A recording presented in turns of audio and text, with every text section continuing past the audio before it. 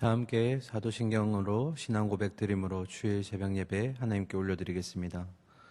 전능하사 천지를 만드신 하나님 아버지를 내가 믿사오며 그 외아들 우리 주 예수 그리스도를 믿사오니 이는 성령으로 잉태하사 동정녀 마리아에게 나시고 본디오 빌라도에게 고난을 받으사 십자가에 못 박혀 죽으시고 장사한 지 사흘 만에 죽은 자 가운데서 다시 살아나시며 하늘에 오르사 전능하신 하나님 우편에 앉아 계시다가 저리로서 산자와 죽은 자를 심판하러 오시리라.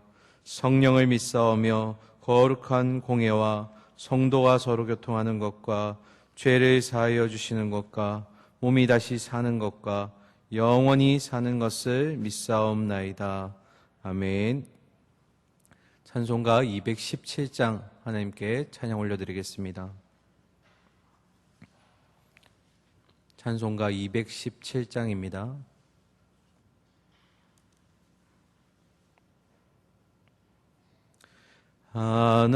하나님이 말씀하시기를 내 맘을 나에게 바치어라. 너 어디 있든지 날 섬기며 기쁘게 날 항상 의지하라. 바치어라 내 마음을 주께서 나에게 이르시네. 캄캄한 죄에서 불러내신 주께서 늘 인도하시리라. 구주께서 말씀하시기를 내 맘을 나에게 다 바치고 사악한 죄에서 벗어나면 나 어찌 널 구원 않겠느냐. 바치어라 내 마음을 주께서 나에게 이르시네. 캄캄한 죄에서 불러내신 주께서 늘 인도하시리라. 성령께서 말씀하시기를 가진 바 모든 것 다 맡기고 내 몸도 기쁘게 바치어라. 풍성한 은혜를 더하리라. 바치어라 내 마음을 주께서 나에게 이르시네. 캄캄한 죄에서 불러내신 주께서 늘 인도하시리라. 아멘. 교회 소식 먼저 전해드리겠습니다. 추석 연휴 기간 예배 안내를 먼저 해드리겠습니다. 추석 연휴 기간 중에도 새벽 예배는 계속 진행이 되겠습니다. 내일과 모레 9월 28일 월요일과 화요일에는 이곳 본당에서 예배를 드리고요. 추석 연휴가 시작되는 30일 수요일부터 금요일까지는 1층 화평실에서 진행이 되겠습니다. 다시 한번 강구드립니다. 내일과 모레는 본당 이곳에서 예배를 계속 진행하고요. 수요일부터 금요일까지 연휴 기간 중에는 1층 화평실에서 동일한 시간대 진행이 되겠습니다. 혼돈이 없으시기를 바랍니다. 추석 가정예배 교회 홈페이지와 교회 사무실에 순서지를 내일부터 비치해 놓도록 하겠습니다. 그래서 각자 순서지를 참조하셔서 추석 연휴 기간 때 예배 드려주시면 되겠습니다. 특별히 교회 홈페이지와 유튜브를 통해서 온라인 영상으로 여러분에게 추석 예배 영상을 올려드릴 겁니다. 화요일 오후에 올려드릴 예정인데요. 영상을 보시면서 예배 드리셔도 되겠습니다. 추석 연휴 관계로 수요 예배와 그리고 금요 예배는 쉬게 됩니다. 참고하시기 바랍니다. 오늘 새벽에 주시는 우리 하나님 말씀 보도록 하겠습니다.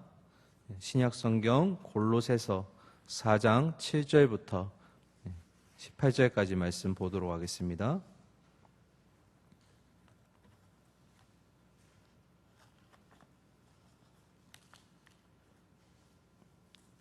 골로새서 4장 7절부터 18절까지 말씀 보도록 하겠습니다.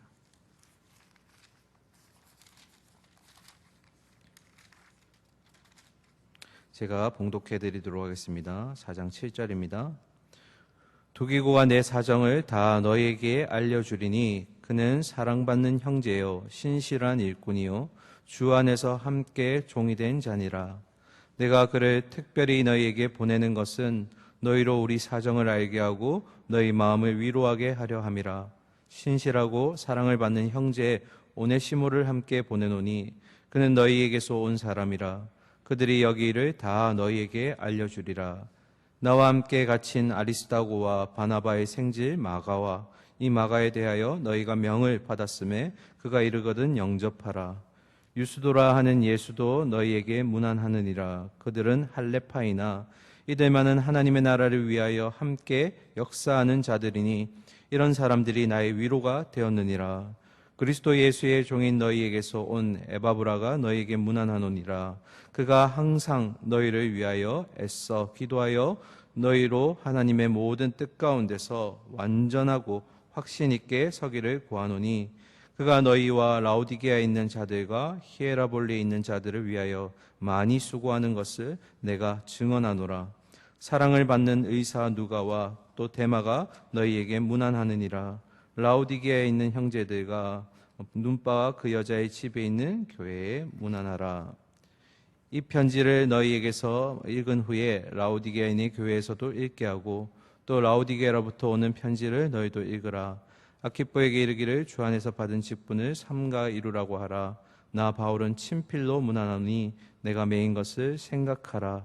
은혜가 너희에게 있을지어다. 아멘. 할렐루야. 복된 주일을 또 예배를 드릴 수 있게 하신 주님께 감사드립니다. 골로새서 마지막 시간이면서 20번째 시간입니다. 그동안 골로새서를 통해서 참 많은 메시지와 은혜를 나누었는데요. 오늘 바울은 이 편지를 마무리하면서 그와 함께했던 동역자들의 이름으로 이 서신을 받는 골로새 교회 성도들에게 문안 인사를 하게 됩니다. 우리가 살펴본 이름들 중에 8명 정도가 나오는데요. 우리가 새벽 시간이라 자세히 볼 수는 없지만 우리 한 명 한 명의 이름을 살펴보면서 바울이 무엇을 위해서 이렇게 이름들을 구체적으로 썼을까 한번 보는 시간이 좀 되었으면 좋겠습니다. 우리 8명의 이름 한 번씩 보도록 하겠습니다. 7절과 8절 먼저 보겠습니다.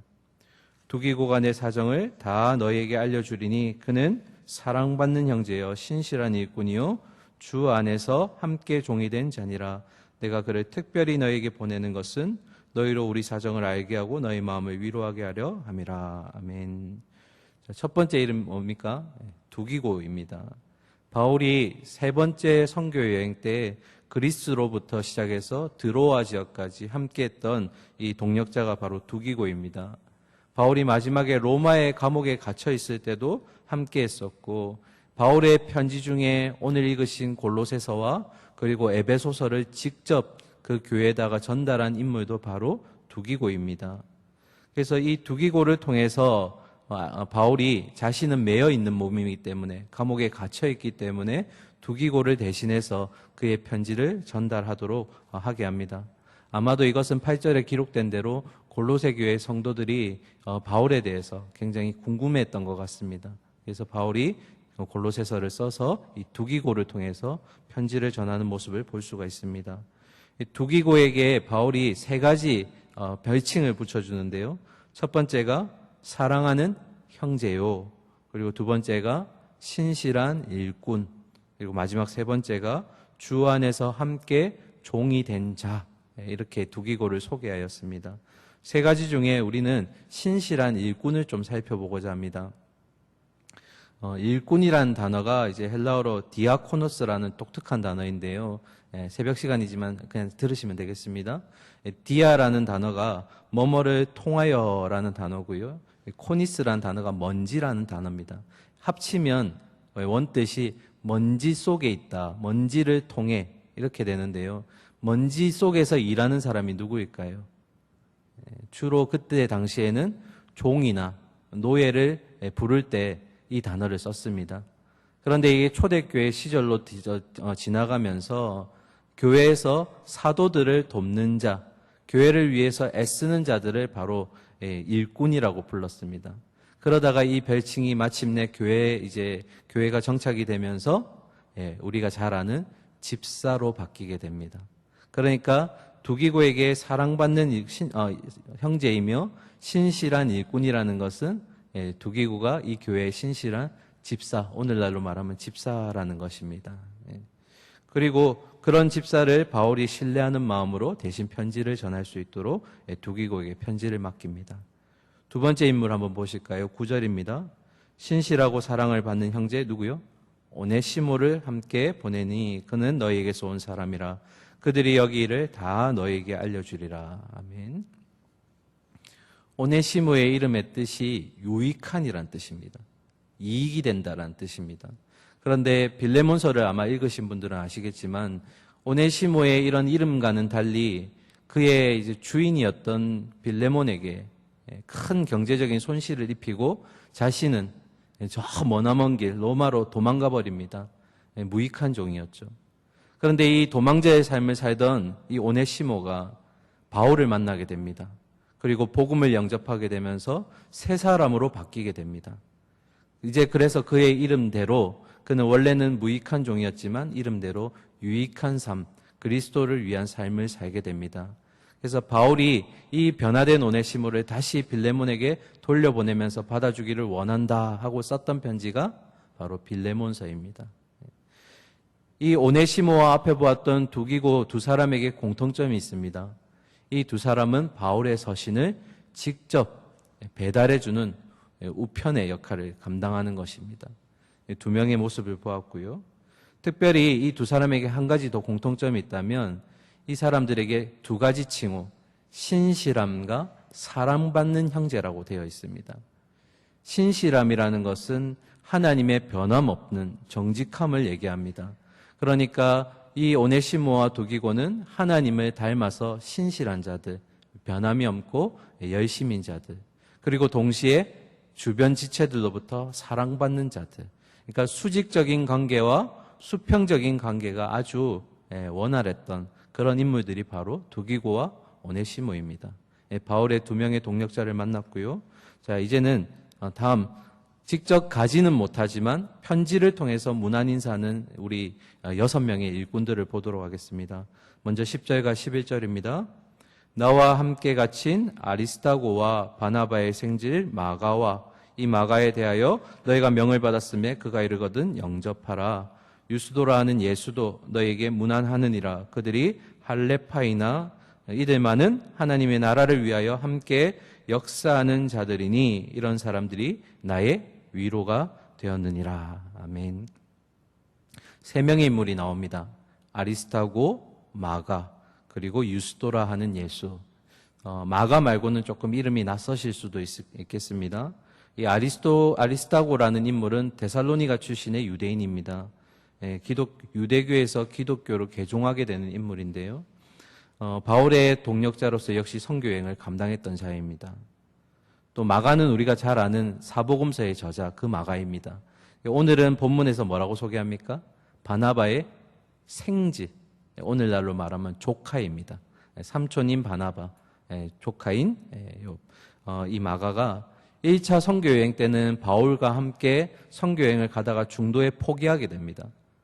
그리고 2차 여행을 가게 될 때 마가를 함께 데리고 가는 문제로 바울과 바나바가 심히 다투게 되고요. 결국 마가는 바나바를 따라가게 됩니다. 그런데 심히 다투고 서로가 분열되었지만 지금 바울은 10절에서 마가를 언급합니다. 그 말은 선교 여행 중에 마가와 바울이 서로 화해했음을 의미합니다. 그리고 나중에 바울은 마가를 칭찬합니다. 복음을 위한 일꾼이다라고. 그리고 마지막 유스도라 하는 예수. 그 당시에는 예수란 이름이 참 많았습니다. 예수가 구약에서는 여호수아와 동일한 이름인데요. 이 여호수아의 뜻이 바로 하나님은 여호와는 나의 구원이십니다 라는 뜻입니다. 그러니까 여호와를 믿는 그 유대인들에게 이 예수라는 이름이 얼마나 많았을까요? 오늘은 바울이 소개할 때 유스도라는 별명을 가진 예수다. 그러니까 골로새 교인들이 유스도 하면 다 아는 겁니다. 그래서 예수는 예수인데 유스도라는 그 사람, 그 인물이 너희에게 문안을 한다. 자, 이들의 공통점이 뭘까요? 11절에 보시면 그들은 뭐라고요? 할렙하다. 원래 유대인이라는 겁니다. 출신이. 이 혈통이 유대인인데 그런데 뒤에 뭐라고 되어 있습니까? 할렙파이지만 하나님 나라의 복음을 위하여 애쓰는 자들. 그러니까 원래는 유대인이었지만 예수 그리스도를 통해서 기독교로 개종한 자들입니다. 우리가 그렇게 보면 그렇구나라고 할 수 있지만 이들에게 있어서 개종한다는 것은 굉장히 결단이 내려지는 중요한 문제입니다. 하나님만 믿는 것이 아니라 그리스도를 믿음으로써 동족의 신앙과는 달라짐으로써 동족으로부터 핍박을 받는 자들이 바로 이 개종한 유대인들입니다. 자신들의 어떤 결단을 통해서 그들은 비록 바울과 같이 핍박을 받는 존재가 되었지만 그러나 하나님 나라를 위해 바울과 함께 애씀으로써 바울이 11절 마지막에 뭐라고 했습니까? 그들을 통해 나는 위로를 받고 있다. 나와 혈통이 같지만 그럼에도 하나님 나라를 위해서 예수 그리스도를 전하는 이들을 통해 나는 지금 위로를 받고 있다. 이렇게 지금 바울이 소개하고 있습니다. 자, 마지막 우리 두 명의 인물 추가로 더 보겠습니다. 12절과 13절입니다. 그리스도 예수의 종인 너희에게서 온 에바브라가 너희에게 문안하노니라. 그가 항상 너희를 위하여 애써 기도하며 너희로 하나님의 모든 뜻 가운데서 완전하고 확신 있게 서기를 구하나니 그가 너희와 라오디게아에 있는 자들과 히에라볼리에 있는 자들을 위하여 많이 수고하는 것을 내가 증언하노라. 아멘. 자, 여섯 번째 인물이 바로 에바브라입니다. 골로새서 말씀 전하면서 참 많이 언급했던 인물인데요. 이 에바브라가 바울이 에베소 지역에 있을 때 복음을 듣게 되고 그 복음의 뜨거운 마음을 감당하지 못해서 결국 골로새 지역에 돌아가 교회를 세우는 목회자가 되는 그런 모습을 우리가 골로새서를 통해서 보았습니다. 이 에바브라를 통해서 교회가 든든히 세워지고 골로새의 많은 철학들과 사상으로부터 진리를 수호하는 자들이 바로 골로새 교회 성도들이었습니다. 이들을 위해 존재하는 인물이 바로 에바브라였습니다. 출신이 골로새 출신입니다. 이방인이죠. 이어서 14절입니다. 사랑을 받는 의사 누가와 또 데마가 너희에게 문안하느니라. 마지막 두 명의 인물인데요. 누가는 잘 아시죠? 누가 우리가 잘 아는 사랑받는 의사, 누가복음과 사도행전의 저자. 바울의 2차 선교여행 때부터 함께했던 인물이고 바울의 마지막 순간까지 감옥에서 죽음 때까지 함께했던 자가 바로 누가입니다. 그리고 마지막 데마, 이 데마라는 자 역시 이방인임에도 불구하고 바울의 동력을 함께하다가 마지막에는 바울이 이렇게 소개합니다. 다른 이제 서신을 통해서 그는 세상이 좋아서 떠나갔더라. 세상이 좋다는 것은 이제 바울의 사역과 다른 사역을 하게 되었다. 이런 의미입니다. 제가 이 새벽 시간에 우리 8명의 바울의 동력자의 이름을 소개해 드렸는데요. 왜 그렇게 했을까요? 바울이 이방 선교 사역을 다닐 때 혼자 다닌 적이 한 번도 없습니다. 늘 옆에 동력자들과 함께 공동체성을 가지고 항상 복음을 위해서 애썼습니다. 하나님 나라라는 것은 나 혼자 세운다고 세워질 수 있는 게 아닙니다. 물론 나를 통해서 많은 사람들이 변화되고 또 지역과 사회가 변화될 수 있지만 그러나 하나님은 우리 옆 사람에게 우리 주변에게 동력자라는 이름의 사람들을 붙여주셨습니다. 오늘 제가 8명의 이름을 다 언급해 드렸는데요. 이 8명은 서로 다른 개성을 가지고 있습니다. 한 명도 동일한 인물은 없습니다. 지역도 출신도 다릅니다. 그런데 어떻게 하나가 될 수 있었을까요? 그 이유는 바로 복음 때문이었습니다. 서로 다른 출신, 서로 다른 성격, 함께 24시간 동안 같이 있는다는 게 얼마나 힘든 일일까요? 때로는 양보해야 될 때도 있고 희생해야 될 때도 있고 섬겨야 될 때도 있고, 그런데도 복음을 위해서 그것을 꺼리지 않았습니다. 심지어는 이 복음을 전하다가 핍박을 당할 때도 있고 또 끌려가서 목숨을 잃을 수 있는 위험한 순간에도 그들은 함께 있었다라는 것입니다. 그래서 이 8명의 또 동력자를 통해서 우리가 알 수 있는 것은 바로 하나님의 나라 복음을 전하는 데 있어서 다양성과 통일성이 함께 준비되어야 된다. 다양성이라는 건 뭡니까? 우리 각자가 서로 다름을 인정할 수 있어야 된다라는 겁니다. 오늘날 한국교회가 가장 문제가 되는 것 중에 하나가 교회 안에서 네가 맞고 내가 틀리고 이런 것들에 너무 집착한다라는 겁니다. 그것보다 더 중요한 게 뭡니까? 그리스도 안에서 우리는 모두 하나님의 자녀임과 동시에 회개해야 되는 죄인이다. 나에게 맞는 것이 없고 옳은 것이 없다는 것을 인정할 줄 알고 또 상대방의 의견을 받아들일 수 있는 수용하는 자세, 그것이 오늘날 교회에 필요함에도 불구하고 여전히 내 의견을 관찰시키려고 하고 옳고 그름에 너무 집중하는 모습들이 한국교회에 너무 많이 있었습니다. 그것을 약간 양보하고 우리가 서로의 지체를 세워줄 수 있는 그런 다양성이 있어야 한다는 겁니다. 그런 가운데 어떤 게 하나 더 있어야 된다고요? 통일성. 서로 다르지만 한 가지 목적이 있습니다. 바로 복음 전파라는 겁니다. 이것은 중직자나 교육자만 하는 게 아닙니다. 골로새서를 통해서 제가 제일 강조했던 게 뭡니까? 복음의 일꾼, 화목자라는 직분은 우리 각 사람에게 주신 직분이다. 우리가 그리스도를 통해서 화목하게 되었고 그 화목의 관계를 세상 사람들에게 전해줄 수 있어야 된다. 우리 모두는 공통적인 직분, 화목자의 직분을 가지고 있다라고 말씀드렸습니다. 오늘날과 같이 개인주의가 만연하고 또 이기주의가 만연하는 이 시기 가운데 우리가 또 교회 안에 스며드는 이런 개인주의와 또 이기주의 안에서 우리가 건강한 교회를 세우기 위해서 가장 필요한 것은 바로 동력자들이라는 것입니다. 우리는 또 신앙의 정상에 언젠가 올라가야 될 텐데 그 정상에 오르기 위해서 함께 가야 될 사람이 바로 동력자라는 것입니다.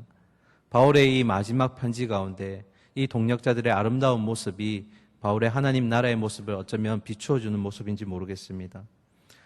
특별히 모이지 못하는 이 어려운 시기 가운데 우리가 비록 흩어져 있지만 우리는 서로에게 더 많은 관심과 그리고 더 많은 기도가 필요한 줄 믿습니다. 그래서 비록 떨어져 있지만 우리가 잘 살겠지, 잘 있겠지 하고 그냥 무소식이 희소식이겠다 하고 두는 것이 아니라 한 번쯤 전화하시고 또 시간을 내어서 그를 위해서 기도해 주시고 나중에 현장에 모이게 될 때 함께 예배 드릴 수 있기를 간절히 바라고 또 원하는 우리 동력자의 삶을 사시기를 소망합니다. 그래서 형제의 상처에 나의 희생이 따라붙고 자매의 눈물 가운데 나의 위로가 따라붙는 그런 동력자의 삶이 우리에게 더해지기를 소망합니다. 말씀을 마무리하겠습니다. 우리는 이런 동력자들의 영적인 동고동락이 세상으로 하여금 우리가 신앙을 끊을 수 없게 하는 매듭이 되어줄 줄 믿습니다. 그래서 마지막 우리 전도서 잘 아는 말씀 4장 12절의 말씀 같이 읽을까요? 한 사람이면 패하겠거니와 두 사람이면 맞설 수 있나니 세 겹줄은 쉽게 끊어지지 아니하리라. 아멘. 이 어려운 시기 가운데 우리에게 가장 필요한 말씀이 아닐까 생각합니다. 떨어져 있지만 우리는 하나님 나라를 이끌어가는 우리 각자 동력자로서 형제자매로서 하나 된 줄 믿습니다.